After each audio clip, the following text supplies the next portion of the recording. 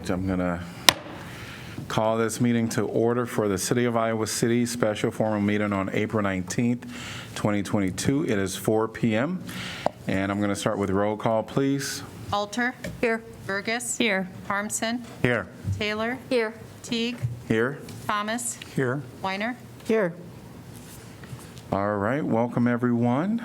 And item number 2 is litigation. Could I get a motion to approve to executive session to discuss strategy with counsel in matters that are presently in litigation or where litigation is imminent, where a disclosure would be likely to prejudice or disadvantage the position of the governmental body in that litigation? Could I get a motion to adjourn to executive session? Taylor. Second, Weiner. Roll call, please. Burgess? Yes. Harmson? Yes. Taylor? Yes. Teague? Yes. Thomas? Yes. Weiner? Yes. Alter? Yes.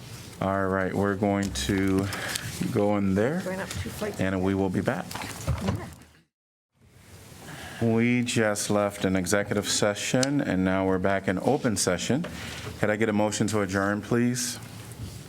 So move, Weiner. Second, Thomas. All in favor, say aye. Aye. Any opposed? We're adjourned. And to our work session for April 19th, 2022. And we are going to have the first item, which is Forest View Relocation Proposal Update. And we're going to welcome Rachel Hilbert. Hello, Mayor and City Council. Rachel Kilberg, Assistant City Manager. So over the past few work sessions, we've talked about plans to provide voluntary relocation assistance to the residents of the Forest View Mobile Home Park. I do just want to acknowledge that that plan is the result of probably close to a decade of work by Forest View residents, Center for Worker Justice, city staff, city council, past and present. So just wanted to quickly acknowledge everyone who's gotten us to this point. But on your council agenda tonight is the resolution that would approve that Forest View relocation plan. So I just wanted to take a little bit of time to walk you through that and provide an update of where we're at. So under that plan, each household that lived in Forest View at the time of the 2019 CZA would be eligible to receive $15,750 in relocation assistance. This was based on a calculation that considered the moving costs and the cost of a fair market rent for about 24 months. And a household is defined as one mobile home unit. The households who have already moved out will be eligible to just get that full amount in one check, and then those who currently live there will receive 50% up front to help with the moving costs, the security deposit, all of that, and then 50% after they have vacated no later than December 9th of 2021. I'm sorry, 2022. ARPA funds will be used to provide relocation payments to individuals who moved out after the onset of the pandemic in March of 2020. That is presumed eligible per the U.S. Treasury, and then we'll use local funds to pay those households who don't meet that presumed eligibility criteria, and as well as to compensate those households who moved out prior to March of 2020 but lived there at the time that the 2019 CZA was signed. As we discussed in recent work sessions, the majority of households will be eligible under ARPA, so their payments will not be taxable. They're considered qualified disaster payments. We do expect to have a handful of households who currently live there, and then as well as those who moved out prior to the pandemic who would be using local funds, in which case their payments would be taxable income, which was a compromise we had made to maintain federal compliance while also ensuring we could get relocation payments to all those households who lived there in June of 2019. So all of our required eligibility forms will be translated. We're using self-attestation to reduce the amount of barriers for households and streamline the process. And then the Center for Worker Justice has also agreed to serve as a resource for the households who are receiving these payments to assist them with finding new units, to making their way through the process and accessing other assistance programs as needed. We met with the CWJ last week, as well as the Tenants Association, to compile those residency records, get ready, and work out a process to get those eligible households ready to receive their check. And barring any kind of big unexpected hiccups, we expect that we'll be able to issue checks by the end of May. So we've planned 2 kind of eligibility clinics the first week of May with the Center for Worker Justice to complete those self-attestation forms. We scheduled those on weekend and evening hours to really, again, again, reduce those barriers. And we'll have the CWJ there present to help with interpretation and translation. Once we have all that required paperwork, we just need a couple of weeks here on the inside or internally to cut those checks, and then we expect those would be ready mid-May or towards the end of May, those first checks or the single check for the households that have already moved out. We're compiling some other information to issue with the checks that just help the residents know, taxability information, notes from if they need to transfer school, how to stop or transfer their utility service. All that would be translated. We'd, of course, refer them to any local agencies for any other forms of household assistance they might be looking for. But all in all, kind of our focus now is just how quickly we can get those checks issued to the eligible households so they can start looking for new housing and move out by that December 9th date. Happy to take any questions. Thank you. Thanks. I do have one question. I know that CWJ is doing quite a bit of work in assisting, and I remember looking at Rose Oak, and we had an agreement with Shelter House to do some to help with the resources. Are we considering at all to give CWJ some financial assistance for helping out the city? Yeah, that's correct. I should have clarified. We've been in conversation with them about kind of what sort of additional services outside of their normal scope of work they'll be providing, and we're going to find a number to compensate for that as well. And you won't need council involvement on that? I believe the resolution provides all the authority that's needed. Okay. All right, great.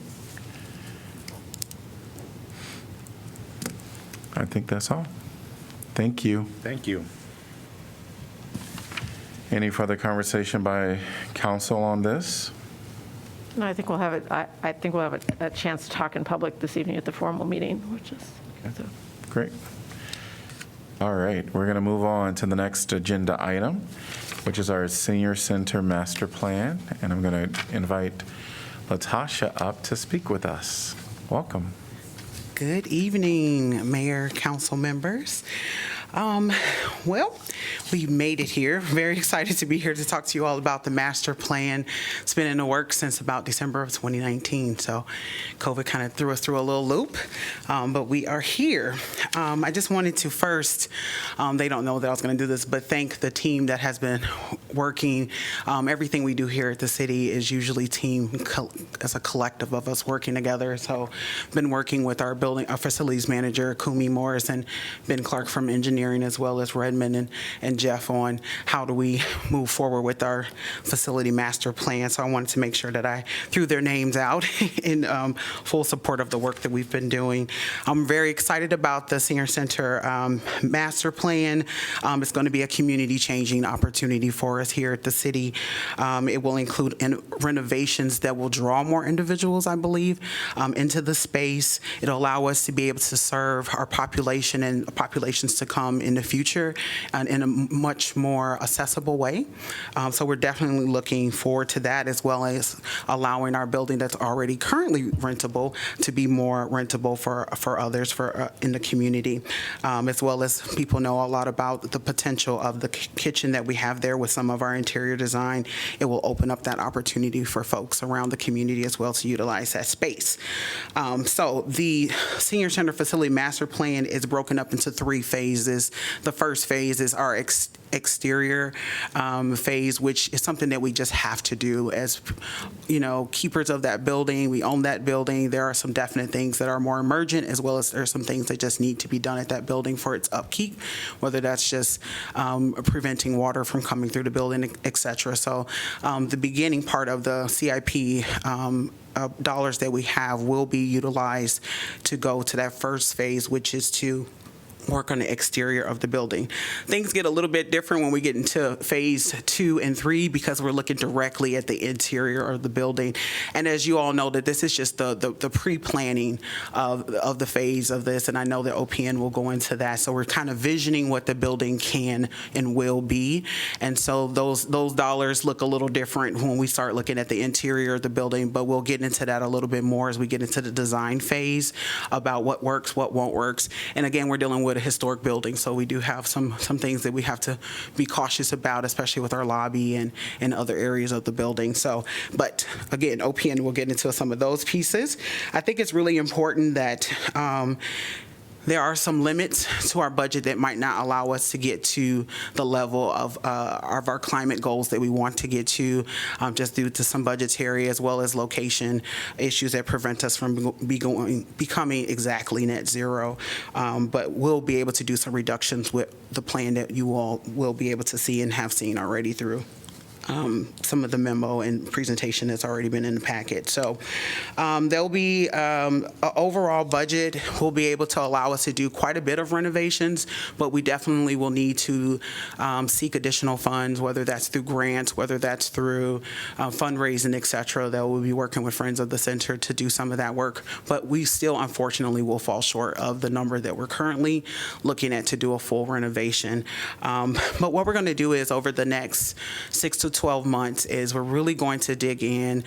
We have full support from City Manager's office, obviously from you all, to do what we need to do to keep the center going and full of life and as vibrant as it is. We're going to take the next 6 to 12 months to really explore with the dollar amount that we're looking at.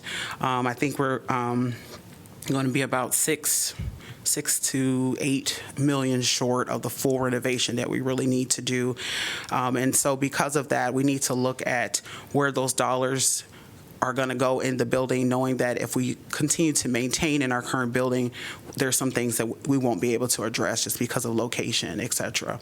But we are going to spend those months exploring. I'm going to work with a consultant, and we're really going to dig in and talk with our stakeholders and do focus groups, et cetera, about what does it look like to be here, or what does it look like to potentially be in a different location. And so the city is completely committed to us continue. Look, this is my job, so I believe that they're committed to continue to do everything that's necessary. We're going to keep the center going, but we're going to look at what options are, and it might be just a really awesome building that's here, but it might be somewhere else, but we don't know. But we're definitely not doing anything without our stakeholders, without our members, and without the community support. So I would like to introduce to you all here in a second Joshua Moe, Joshua Moe from OPN. When we first started this project, we were with a different architectural firm, but they were able to come in after some things we couldn't control with that original contract, and they came in and helped us with our assessments and really was able to finish up the master plan. So at this time, I'd like to bring to the podium Joshua Moe from OPN to give you all an overview of the Senior Center master plan. Great. Welcome. Hello.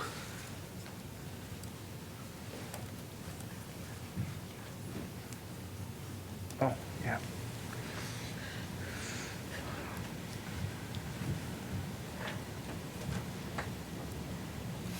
I have visual aids. Is there anything I need to do in addition to wait for that to warm up? Okay. Well, I will And just give. council can see it up here. Oh, you can. Okay, great. Yes. Well, my name's Josh Moe with OPN Architects, and I had the privilege of working with Latasha on this assessment, and also there was a large group of people who were engaged also. So we had a lot of the staff, the Senior Center, Ben and Kumi were also mentioned, the City Manager's Office. We presented to the Senior Center Commission, as well as worked with Historic Preservation staff. And it wasn't just OPN. We also had a large team of consultants, too, who worked with us on this. So thanks to everybody who was involved in that.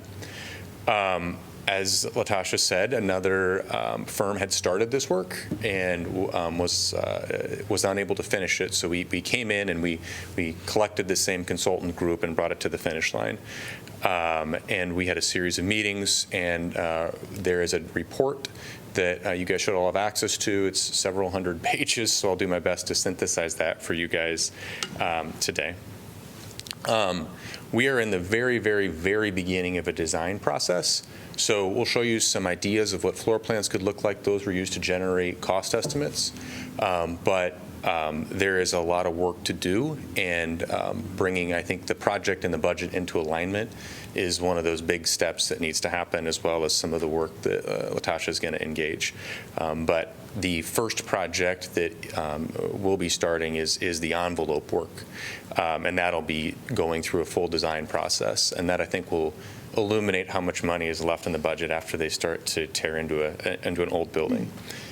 The building itself is a fascinating building. If you guys remember being there for the last several council meetings, it was actually originally constructed in 1904. There was a major addition added in 1931.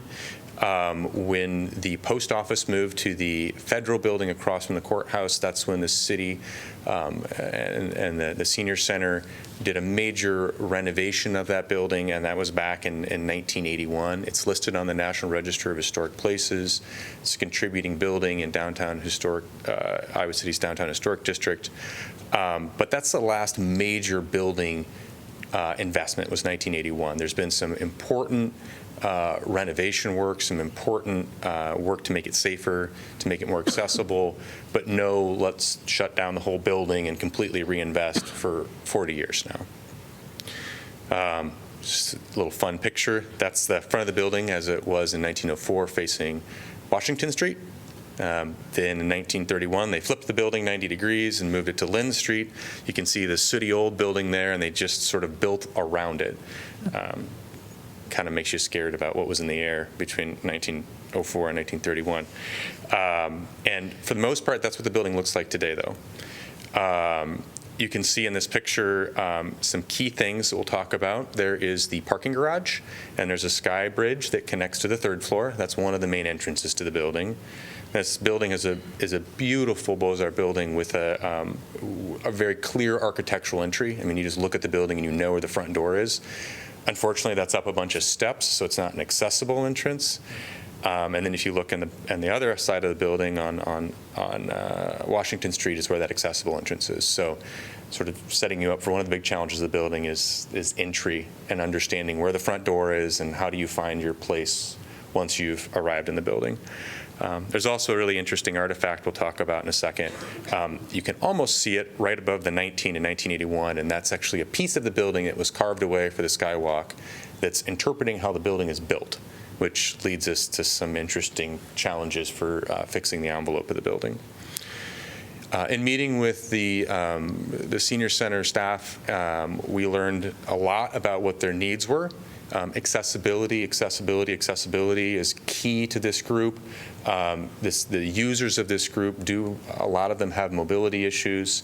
There's currently one elevator that's about as much space as you want to devote in that size of building, and so the current plan shows just renovating that elevator, but only one elevator that's heavily used.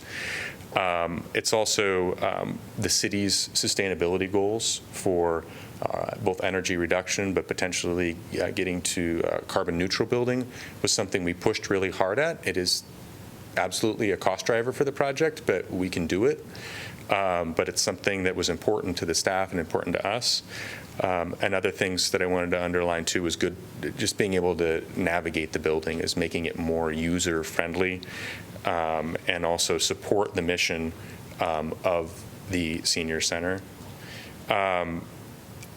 This building is, by the way, a beautiful historic building. It needs some attention, but it has a lot of life left in it. And it also is a really important building to the downtown Iowa City. So we always looked at this too with a lens of it ought to look like that building when we're done with it. And it should be vibrant and exciting and modern on the inside, but also retain all the historic integrity that's there.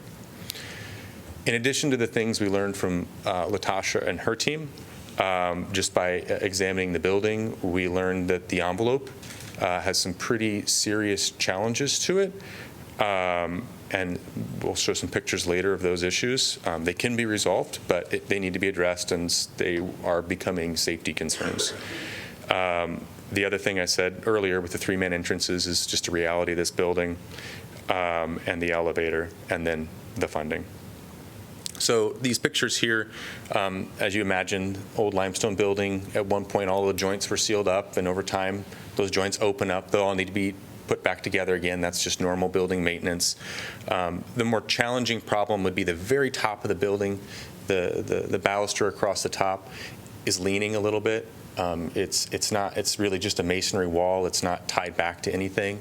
And it's noticeably moved, so it needs to be deconstructed and rebuilt. And that can be done. We do that all the time.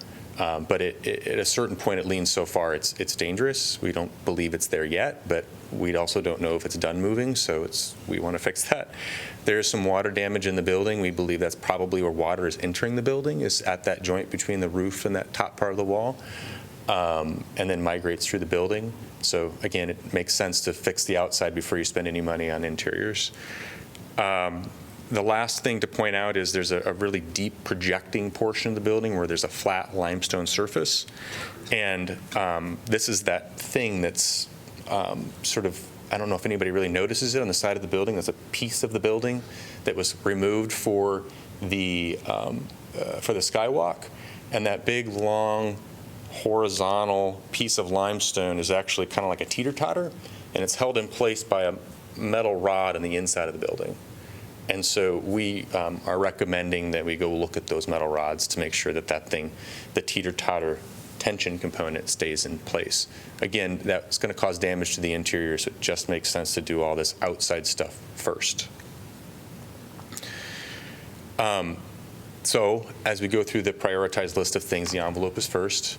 And then the senior center staff was very clear that the kitchen was a high priority for them, for a community need, for rental space, for education space. The kitchen is not functional in its current state, but could be both a revenue generator for them, but also can really support their mission. And this is the part of the building where we actually did work with the kitchen consultant and get a fairly specific design so we could get a good cost estimate for that. We understood this would be towards the front end of the project. The next initiatives are just bubble diagrams, because we know there's a lot of work to do on getting budget and alignment, and then also just understanding where this building needs to be or where this program needs to be. So these aren't in any particular prioritized order. This is just top of the building working down. We wanted to bring the function of the building in alignment with the 4 pillars of the senior center. So the upstairs is lifelong learning. They currently have classroom space up there. There's some acoustical challenges because you can hear everything happening in the next room.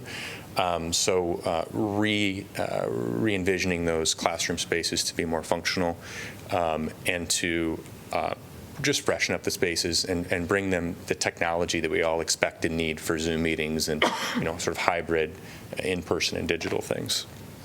Also acknowledging that this is a main entry of the building and having some sort of entry at that skywalk. Right now you enter and you just sort of arrive at somebody's office. There probably needs to be a more appropriate entry.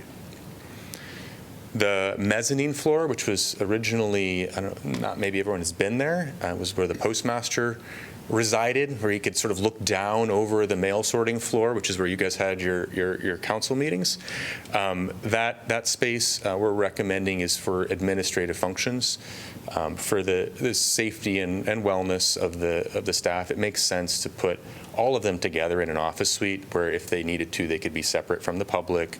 They could potentially collaborate even more effectively. Right now, there's some sort of public functions in their office suite, so this is an opportunity to maybe make a nice distinction for that zone. The main hall, the kitchen would be the major project, but then that space also needs some minor upgrades. Honestly, there's some beautiful historic terrazzo floors we'd recommend keeping. There's beautiful woodwork we recommend keeping. There's maybe some lighting updates, but really this is a sort of refinishing of existing finishes. And then finally, the lowest level is currently the grade level or ground level, and this is one of the 3 plans that we showed to historic preservation staff.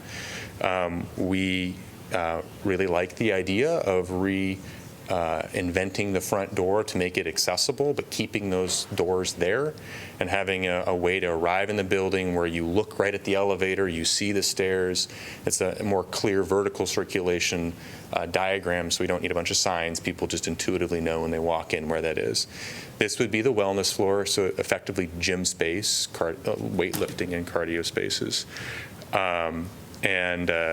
This is probably a much more aggressive clean it all out, start over. There's not a lot of historic fabric down there.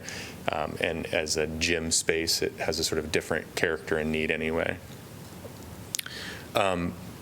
We did show other options for this, and I think that, if this project progresses forward, there's opportunities for different ways to enter the building. If we don't want to disrupt the front, we're showing one option where maybe there's an after-hours meeting room where you could close the whole building off but only have one area. But all this would happen when we have a better sense of what the budget is and what the needs are. But there's options, and we have enough here to identify costs.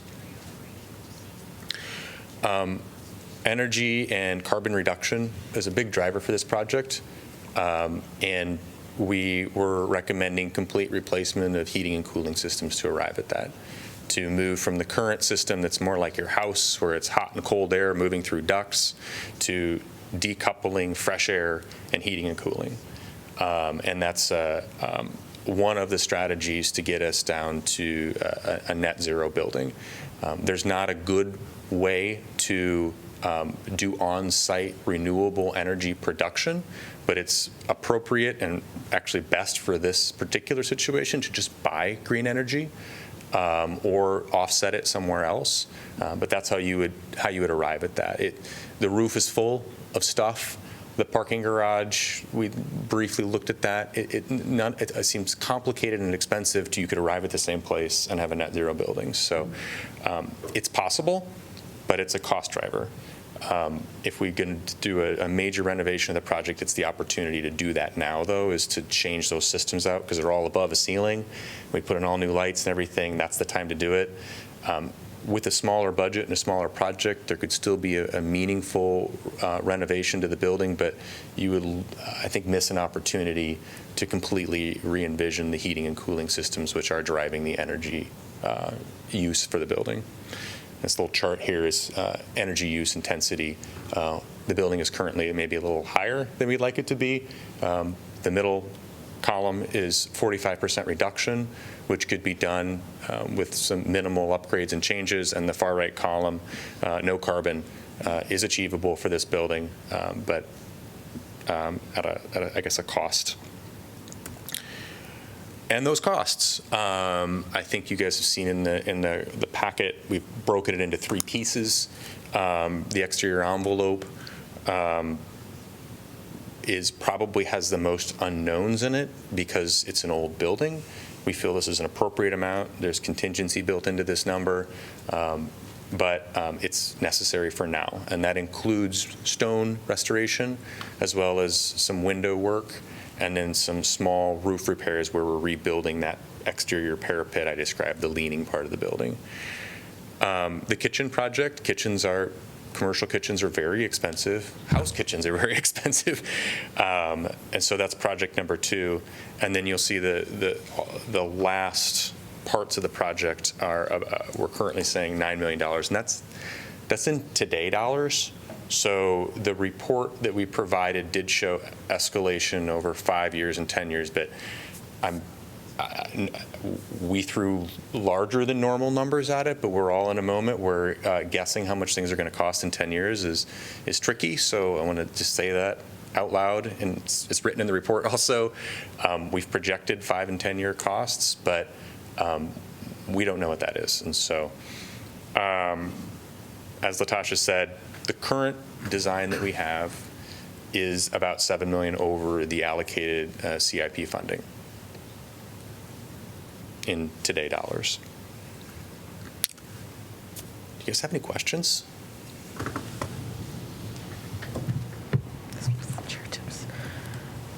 I mean, I'm actually really glad that you addressed the question of not knowing or not being able to know the costs going forward, because that was actually something that I was going to ask. Like, we've seen construction costs and material costs just go sky high, and other things that people have estimated end up being, when we get the estimate, when we take it out to bid and get the estimates in, it's much higher than because, I mean, who knows right now? And so I think we really need to be honest about that we just don't know. Yeah. Can you talk a little bit about the kitchen renovation and what all that number includes as far as that kind of first floor changes that would be made concurrent with that, knowing that that's at the beginning? Sure. So the kitchen is fortunate in that it's on its own air handling unit, so it'd be completely new mechanical systems for that space. There is every surface would be removed in this current plan. All the flooring, finished material, the ceilings, the walls, and this is a complete reconfiguration of the space, all new architectural surfaces, and all equipment. It's kind of why we took this plan, which actually shows equipment a little bit further than the other stuff, because we wanted to get equipment costs in there. But it's set up with a dry storage room, an area with laundry, because they will teach laundry to people. If you've lost a spouse who's been doing your laundry your entire life, they teach that. They can teach cooking for big classes, cooking for one. They can also use it just as a functional commercial kitchen too. The large walk-in cooler currently occupies a ton of space in there, and it's wildly underutilized, so we can give some of that space back to make this into more of a learning kitchen with 12, maybe 15 people in person, and we would amenitize it with technologies that would allow you to broadcast. But that's the whole project cost. Okay, thank you. Is there any expansion of the kitchen or just working within its current confines? We are keeping the kitchen in its same footprint because we did not want to disrupt the big 2-story ballroom space. So we eliminate one of the big overhead doors. It's currently where there's a dishwash area that you may or may not think of as part of the kitchen. There's also a dishwashing situation here in the bottom right corner, but it would be much more open and feel like more of the kitchen, I think. There is a small office too that we're taking away, but it's mostly the same footprint. You had mentioned that there was some leakage coming from the roof, and that you thought that might be the balustrade, but is there any chance that we could be looking in the exterior that there might be some other issues up there? What is that currently? What system is up there on that flat roof? And So the roof was replaced in, is it 2008? Yeah, so the roof appears to be in reasonably good condition, the flat white part. It's where that meets the stone part is where we're concerned. And also the stone joints, there's where 2 pieces of limestone meet one another, appear to be open in a lot of places. They just need to be sealed up. So there's a lot of potential places where the water could be coming in, and it's always tough to sort of find that one spot. So this project would do the whole thing. So is it currently a rubber roof up there, or what? It's I believe it's a PVC, so a plastic material, but thermoset. And most of that, by the way, we're assuming it can be reused. It can be, the new part could be patched into it, because we believe that it still has life into it, and we don't want to throw anything away that still has life in it. So thank you. The memo talks about, as part of this later phases, a high-level discussion as to whether it is prudent to consider alternative locations that may better serve the targeted population. And this has already been mentioned, but this part of it kind of concerns me and is curious to me as to what are we really talking about there in terms of alternative locations? Another location in the downtown, or we didn't. It wasn't my job to study other locations. I'm pretty comfortable talking about the program that was identified to us and how it would work in this space. Mm-hmm. But there were some challenges, like the single elevator and the accessibility and the 3 entrances that are not resolvable. And so we left it at that. This is an amazing senior center. It can continue to be an amazing senior center here, but I think everyone's just doing their due diligence. If you're going to spend that much money, is it the perfect building for it? Mm-hmm. Oh, sorry. Yeah, you're the one who should answer that. So. I think also we had some commissioners and other folks saying, this is a lot of money. This is beyond the money that we have for CIP. Have we thought about looking at other locations? So we're just going to take a moment and look at it, but we're completely committed to being at our current location because it's historic for us to be there. So it's just like, okay, what else could we, and we have some other opportunities, and we would have a lot to discuss, and we know there are people that are firm about being in that location, but it's a due diligence thing, right? Making sure that we're just following up, knowing that it's such a large amount of money that if there's some other options that we go ahead and look at. And then if, folks are saying no and they're willing to support us doing that, then of course. I understand that it's, you have to ask the question. Absolutely. It's a big question. It is a big And, question, trust me. You have ecumenical towers next door and, Absolutely. a number of things, I'm sure, Absolutely. in terms of how one accesses And that was some of the bus-wise and issue. so forth, what the bus routes are. It's a complicated question. It's a very complicated question, and because some of the issues that are not going to be able to be addressed, even with this large renovation, is parking. We can't get a bus route closer to the door because of how the streets are fixed. So, some of our commissioners and other folks were like, well, let's at least do our due diligence and look and see if there's another option, but we're definitely completely committed to being in our downtown location. Thank you, Latasha, for your compassion and your caring for this.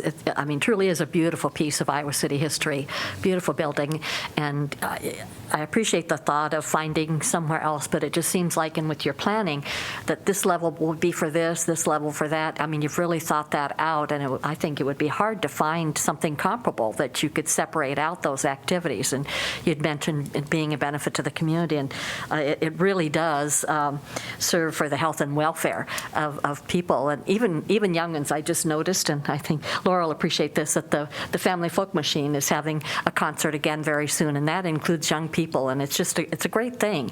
And whether you have the concert at the Englert or if you have a smaller one in that, I think you called it the ballroom space, it really tends well for that, and people enjoy that. So thank you to you and the commission and all the folks that have been working on this.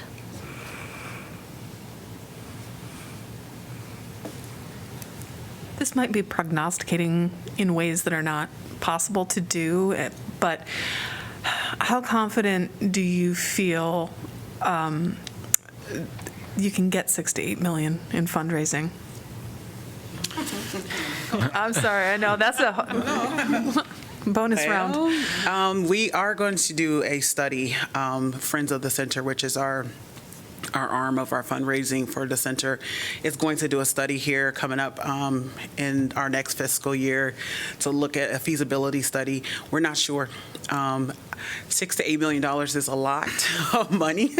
I'm not saying I'm that confident that we can get to that number. What I hope is that after we do this feasibility study, after we talk to our stakeholders and members, et cetera, if we decide to stay in this space, that we will be able to refine our design study on the inside. And there are some things we're just going to have to give up. That was my follow-up question, is sort of like, when you're planning a budget, like here's my Cadillac, here's my Toyota, and here's my Pinto, right? Mm-hmm. So I was wondering if that had started, if those conversations had kind of, the plan that we don't want to go to Pinto, but Or the plan before you is our platinum plan. I just want to be really clear about that, but I'm not opposed to silver. I can deal. Kind of look similar. Gold, right? Platinum, gold. Right. I think we put out, this is what would make us we're already incredible. This will just take us over the top, right? And being able to do these things, especially our wellness area, because this really is one of our biggest parts that draws people in, because $40 a year versus some of the other locations, you just can't beat it, especially the equipment is incredible. So it would allow us, really a lot of that work is going to go in that lower level. But we wanted to invest there. We wanted to envision what it would be like to truly serve the people that we want to serve in that space. And so, like I said, that's our platinum plan. But as we said, we're in the visioning, and I don't know about dreaming small. So we're dreaming big, and we realize that there's some refinement that can help bring that cost down. Again, back to Councilmember Weiner saying that, we don't know the cost. We don't know what it looks like. It looked like one number when we first started this plan, and now it's looking like a different number. So we have our fingers crossed about the platinum plan, but we are okay. We can make do. Let me be honest. We can make do with what we have, but we know we deserve better. We know that our population deserves better, and we're appreciative of the CIP dollars that have been allotted because we haven't had a major renovation in 40 years. So we are grateful for every dollar raised, every grant that will come, in the current dollars that we have. I just like what you said, that it's well-deserved as well, so. I'm a strong believer in, when you create a vision and you explain very clearly where the money is going, what the improvements will be, the fact that our major renovation hasn't taken place in over 40 years, that often the money will appear. I'm with you. I'm going to stand in that energy for this project. And I also, you hope for the best and you plan for the worst. And so I know people love this It's center. good to have contingencies. Yes, we have contingencies. What's but essential and what are betterments that, if the money's there, we could tap into them. But I'm always impressed with how, when you think in a visionary way, the money will show up. Well, as long as we have you all support, and just know that CIP can always be expanded. So we are open to anything that you all are able to support us in our mission to improve services to seniors. I think the community support, too, it's been shown. Absolutely, absolutely. The fundraising's been excellent for the Engler, the film scene, the public library. It's been there. Our community comes out when we need it. Yes. And And so we have some time. We have a little bit, not a lot of time, but So I'm we have very a little hopeful. bit of time to Hopeful for that. work towards this goal. And so our hope is to, once we have this kind of finalized, to start working on some of that to see if we can move the dollars around a little bit to be able to do the best work we can and get things moved around in the building. You mentioned grants as well, Tasha, so that are there federal grants, state grants, or We think there's all different types of grants. We've been talking with our historic preservation folks about some grants around there, other grants that might be out there. There may be even somewhere in the ARPA dollars, there might be some opportunities there. Obviously fundraising, and I want you all to be prepared to come to any galas and speak to other people for us that will help us to get to where we need to be able to do the renovations that we need to. I think also the ADA has come up quite often. I think there are probably some things with compliance for that where you could get hopefully some funding for those items, too. Yeah, absolutely. I want to be really clear that we are ADA. It's about Currently, accessibility, right? It's about, that's a whole different thing. That's a whole different dream. And so we want to be able to have tables that can rise up and down when we're in that kitchen, so that if you're in a wheelchair or if you're able to stand or if you prefer to stand, that you have those options when you take that class. And so those things cost additional money rather than just a table we're rolling in there. So we want to be as accessible as possible because we want to be able to serve whoever comes to the door. Mm-hmm. Thank you so much. Absolutely. Yes. You're beginning with the end in mind. Dreaming big. Always. Love it, love it, love it. Any other items? Yeah, just to help frame that conversation up, in a couple of months, you'll probably have the rec facilities master plan, and I think one of the things we'll be looking at are what are the opportunities that come together with both of those. You can expect that you'll see significant capital costs identified in that plan when you look at our existing rec centers, potential future rec centers, pools, and things like that. So I think we've got a really good plan here, dress the exterior in the way that it needs to be addressed this next year. And then, we'll be able to consider kind of everything together going forward. But the $3.5 million that we have in the CIP for the interior work's a great start, and I think we can stretch that a long way and improve that facility quite a bit. Hopefully there's some additional funding. $6 to $8 million in fundraising, probably not realistic in this case, but there'll definitely be some value added fundraising that we can pursue to continue to make the center the attraction that it is. Great.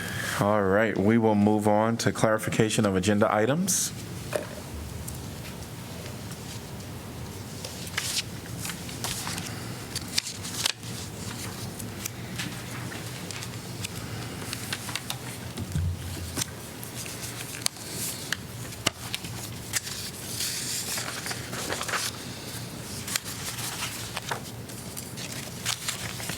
Hearing nothing, we're going to go to info packet April 7th.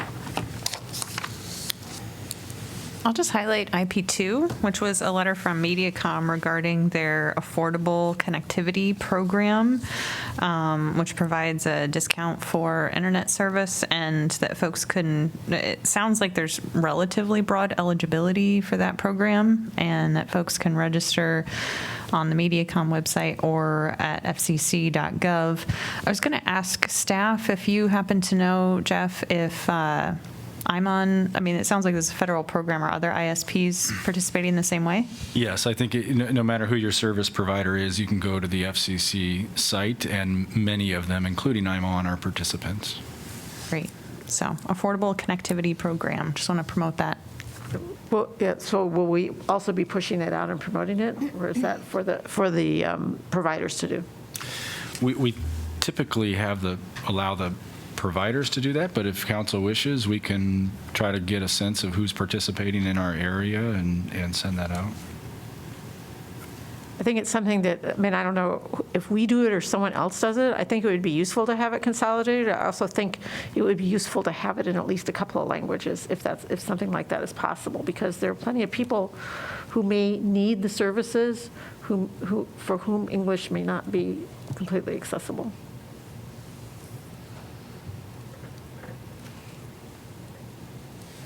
Yeah, I think getting our communication team involved just to kind of do some messages on Facebook and other social media sites would be great. Okay. Any other items from April 7th? Probably worth highlighting the call for volunteers for the climate action event this coming Earth Day.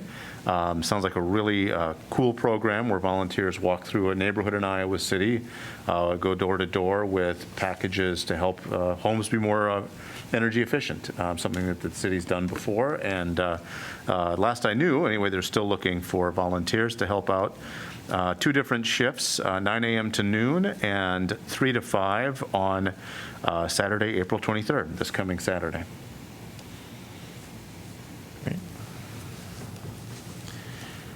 All right, info packet, April 14th.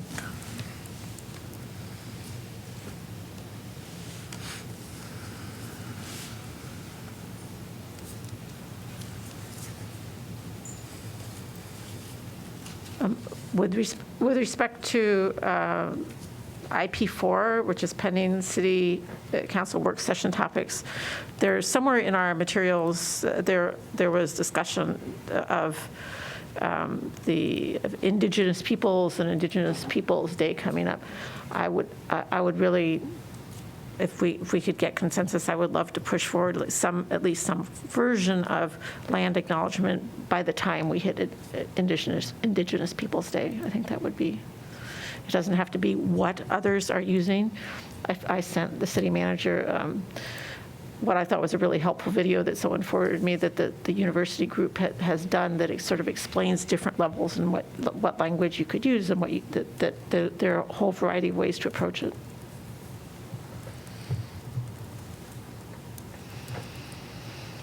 I do know it's a pending work session, so if council wants to have that discussion, we can certainly try to figure it out before then. We have plenty of time. I wanted to raise it now because I thought it would be really good if that could all come to dovetail in October this year. Yeah, that sounds good. Thank you. Do you want to pick a date to schedule that, or you want staff to just work with the mayor and Mayor Pro Tem and figure out what that needs to be? Okay. Any other items from April 14th? All right, we're going to bring up USG. So the University of Iowa Student Government, welcome. Hello, Council. How are y'all today? Awesome and amazing. Good to hear. So USG is going to have a new administration starting Saturday, April 30th. The inauguration is going to be at the Old Capitol Mall starting at 1:30. All of you are welcome to come. U Iowa is also now a bee certified campus, reinforcing Iowa's commitment to protecting pollinators. Pretty cool. sustainability actions. Speaking of, USG passed a anti-carbon capture bill that the GR committee presented to Senate a couple weeks ago. We will be sending this legislation to the Iowa Utilities Board, who votes on the carbon capture pipeline that will be going through Iowa, known as the Navigator CO2 pipeline. USG changed our bylaws wording of Latinx to Latine constituency senator for the constituency senator seat. The U Iowa campaign to organize graduate student COGS petition to divest the Teachers Insurance and Annuity Association from its billions of dollars from oil, fracking gas, and coal that it receives, or funds. Moving past, oh my gosh, sorry, we have a lot of sustainability announcements today. The last one relates to U Iowa receiving $21 million as a member of the National Oceanic and Atmospheric Administration's $360 million consortium to improve the nation's ability to predict water-related hazards and effectively manage water resources. Finally, I will be transitioning to the city liaison position May 3rd, and May 3rd will be Anna's last day. That will also be the day that we get our new deputy city liaison. So we're going to have like a big, a little, and another big. So that'll be pretty fun. That's all. Thank you. Can I ask you a quick question? Oh, of course. Do you know where the rental checklist stands currently in the State House? Oh, I actually don't know, but I can follow up with you after this meeting. Awesome. All right, thank you. Council updates on assigned boards, commissions, and committees.